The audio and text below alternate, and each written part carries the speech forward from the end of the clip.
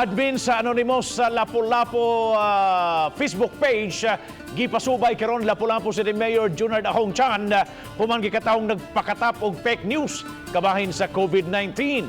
Si Luan Mirondina sa report. Sa FB page sa Anonymous Lapu-Lapu, gibutyag niini nga may usa ka army ang nagpositibo sa nCoV o gipahimutang sa hospital sa airbase samtang nagpaabot sa taga DOH. Nagpahigayon na kuno og contact tracing sa mga nakasakay niini. Niadtong Marso 15 kini na post ug miani na kini og kapin sa gatos ka mga shares. Kagahapon sa hapon, nagpatawag og tigom si Lapu-Lapu City Mayor Junard Ahong Chan uban sa kadagkuan sa Philippine Air Force ug Lapu-Lapu City Police aron pagsuta sa maong FB post. Nasayran sa mayor nga wala kini kamatuuran.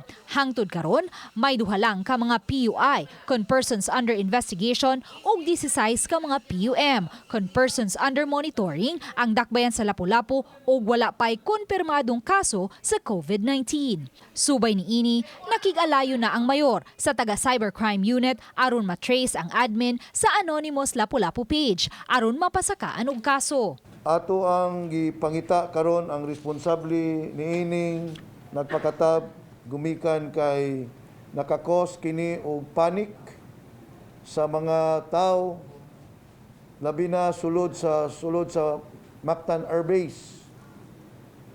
Lakip na ang kinatibuk ang katawhan sa Lapu-Lapu. Sa miaging buwan, miluwat na og executive order ang mayor sa mga protocols kalabot sa COVID-19 nga angay subayon. Nalatid sa executive order ang higpit nga pagdili sa pagpakatap og fake og unverified reports kabahin sa COVID-19. Magatubang og kaso ang kinsamang makalapas niini og posibleng makamulta og 40,000 pesos ngadto sa 200,000 pesos. Uban ni Philip Patricio, Luan Mirondina, Balitang Bisdak.